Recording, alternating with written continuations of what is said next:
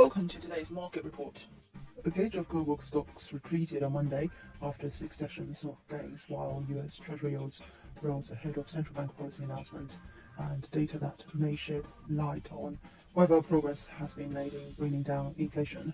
Investors widely expect the Federal Reserve will raise rates by 25 basis points on Wednesday, with announcements on Thursday from the Bank of England and the ECB, both of which are largely expected to hike by 50 basis points.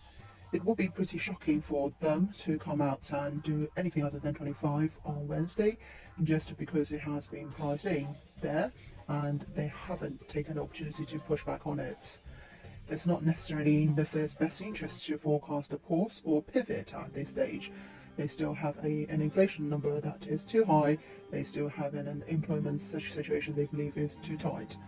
The Dow Jones fell 0.56%, the S&P 500 dropped 1.07%, the Nasdaq lost 1.66%. The US corporate earnings season also continues to roll on, with earnings this week expected from the likes of Apple, Alphabet and Amazon.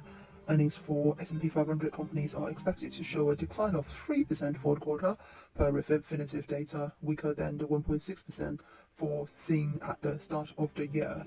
Stocks in Europe closed lower, with rate-sensitive names such as technology shares among the primary decliners after inflation data from Spain came in above expectations, while other data showed the German economy unexpectedly contracted in the fourth quarter.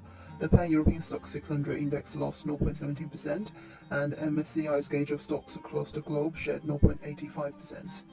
The dollar index rose 0.4%, with the euro down 0.25% at 108.40. The GBP is trapped between 123 to 124. This is today's market report. Thanks for listening. We'll see you next time.